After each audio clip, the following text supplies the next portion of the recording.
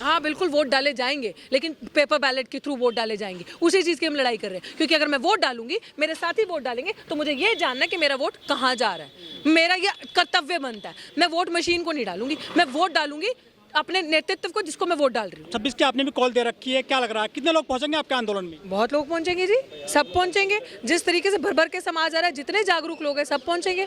And I think पहुंचना भी चाहिए। ये आप सबकी रिस्पॉन्सिबिलिटी है कि अगर समाज से, दबे कुचले समाज की कोई महिला आवाज़ उठाती है, आगे बढ़ती है, तो ये सबकी रिस्पॉन्सिबिलिटी है कि अगर एक महिला आगे जा रही है तो उसको सशक्त करो। सिर्फ गाना ही नहीं कहा कि हमने महिला के सशक्तिकरण के लिए बहुत कुछ किया, हमने महिला के लिए बहुत कुछ किया। मुझे लगता है कि नाउ इज़ द टाइम, जितने भी लीडर्स हैं, अपार्ट जो भी आपकी आइडियोलॉजी है, रिस्पेक्टिव ऑफ योर पार्टीज, आप सबको आगे आना चाहिए, सबको साथ देना चाहिए कि एक ऐसी महिला जो 178 डेज से बैठ के वहाँ पे आंदोलन कर रही है, उसको सशक्त करो, क्योंकि वो महिला अपने लिए आवाज़ नहीं उठा रही, वो महिला आपकी आने वाली पीढ़ियों के लिए आवाज़ उठा रही है। और जब भी क्रांति होती है, वो विश्वविद्यालयों से क्रांति निकलती है, यूनिवर्सिटी से क्रांति निकलती है। यूनिवर्सिटी में जब भी इनकलाब होता है, यूनिवर्सिटी में होता है। आपने देखा था कि जब JNU में लड़ाई हुई थी, तो युवा सब एक हो गए थे। जितना भी लाइक माइंडेड युवा जो विचारधारा समझता है, जो इस विचारधारा को मानता है कि यार there should be no difference ना, आप में और इंसान में कोई डिफरेंस नहीं होना चाहिए, वो सारे युवा एक हुए थे।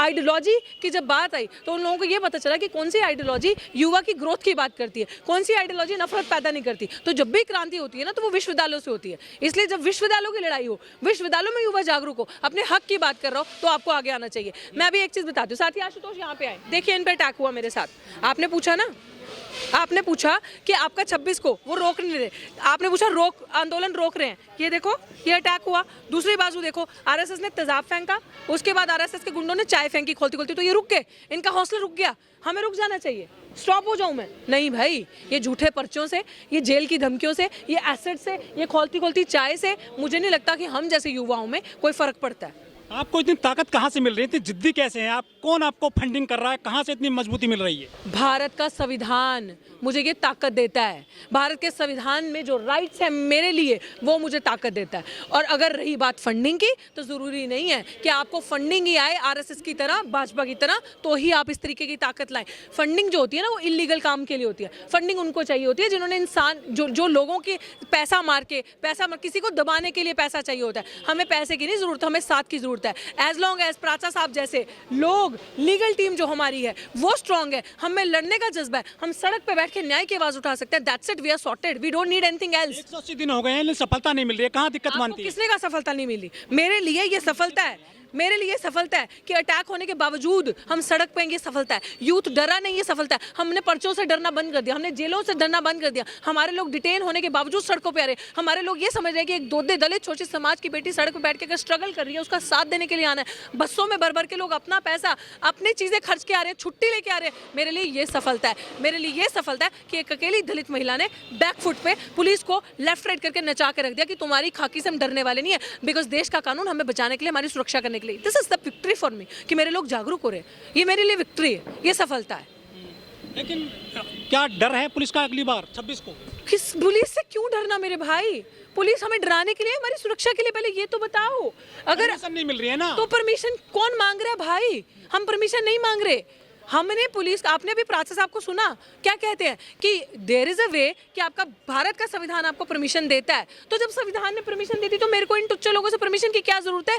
मेरे को तो सिर्फ उनको इन्फॉर्म करना है कि मेरा इतने बजे इस जगह पे धरना है। भाई लोगों आओ, पुलिस के कर्मचारियों, जनता के सेवकों, जनता के नौकरों, आओ हमारी सुरक्षा के लिए साइड पे खड़े हो जाओ, हमें पीसफुल प्रोटेस्ट करने दो। हमारी बातचीत तो सरकार से है ना। पुलिस गुंडागर्दी क्यों कर रही है? पुलिस क्रिमिनल रोल क्यों प्ले कर रही है बीच में आके? पुलिस को डोर 144 लगी हुई है। तो मैं क्या करूं भाई? धारा 144 लगी है, तो धारा 144 हमारे लिए लगी है। धारा 144 भाजपा के लिए लगी, RSS के गुंडों के लिए ना लगी। धारा 144 हर मजलूमों के लिए लगी है, ऑपोजिशन के लिए लगी, यूनिवर्सिटी के स्टूडेंट्स के लिए लगी, यूनिवर्सिटी के शिक्षकों के लिए। हक अधिकार मांगोगे, धारा 144।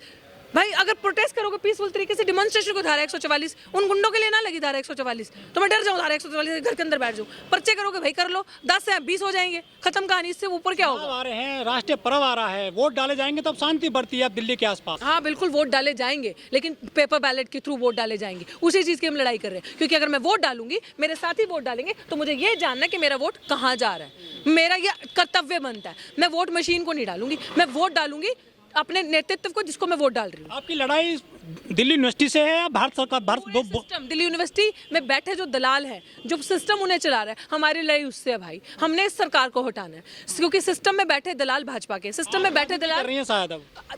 If everything becomes politics, I will decide my politics and I have decided my politics. मुद्दा भूल गए हैं क्या आप लोग? बिल्कुल, मैं अपना मुद्दा बड़े अच्छे से याद है।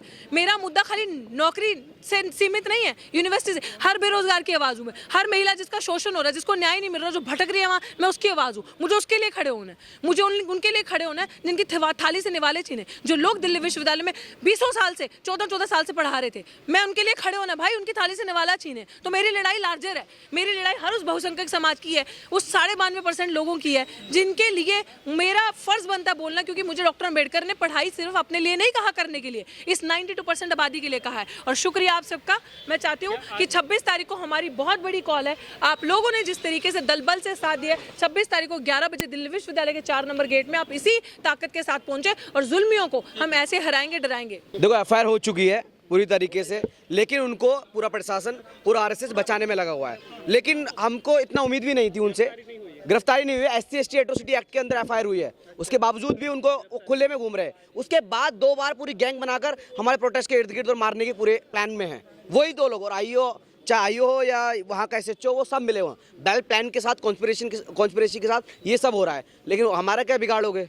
हम तो फिर भी उनकी हर किए दरे पे जमाएंगे, सीधा है हमारा। तो जो हुआ उससे कोई डर है आपके? बिल्कुल डर नहीं है। मैं अभी भी देखो प्रेस क्लब में हूँ। उस सुबह जिस दिन हमला हुआ, जिस रात को हमला हुआ, उस रात सुबह 5 बजे तक था, लेकिन उसके तुरंत 2-3 घंटे बाद मैं फिर से आंदोलन में था। बिल्कुल नहीं डरा हूँ मैं, और ना ही हम डरेंगे। और लड़ाई है, इस लड़ाई में डरे हुए लोगों का काम नहीं है। निडरता से जो इस लड़ाई को आगे बढ़ा सके, इस आंदोलन को और मुखर रूप से पूरी जनता के बीच में पहुंचा सके, ऐसे लोगों की जरूरत है और ऐसे लोग हैं, टिके हुए हैं। अभी खिलाफ है, गुंडे हमले कर रहे हैं, कैसे जीतेंगे फिर? देखो लोगों की ताकत, सीधा बोलते हैं कि हमें किसी पे भरोसा नहीं है। भरोसा है आम जनता पे, भरोसा है अपने लोगों पे, भरोसा है बहुजन समाज पे, भरोसा है उन तमाम लोगों पर जो चाहते हैं बदलाव आए, तो वो लोग न्याय दिलाएंगे। इकट्ठे ही नहीं होने देंगे तो कैसे करेंगे आंदोलन? नहीं, इस बार प्लानिंग बदली जाएगी। हम बेवकूफ़ तोड़े कि हर बार वैसे उसी रूप में करें आंदोलन की इस बार प्लानिंग बदली, सब इकट्ठे होगा, आप सब रहोगे, देखें ना ही किसी जर्नलिस्ट पे। पत्रकारों को भी उठा लिया गया था, डिटेन कर लिया गया था, दिल्ली से बाहर ले गए थे। इस बार देखना नए रूप से, नए मुखर रूप से हम लोग आंदोलन में आ रहे हैं, और आप सब पत्रकारों की जिम्मेदारी हम ले रहे हैं, आपके साथ कुछ लोग रहेंगे। इस बार अगर पुलिस उठाए तो आप अपनी ताकत दिखाओ। आप तो डेमोक्रेसी का चौथा लोकतंत्र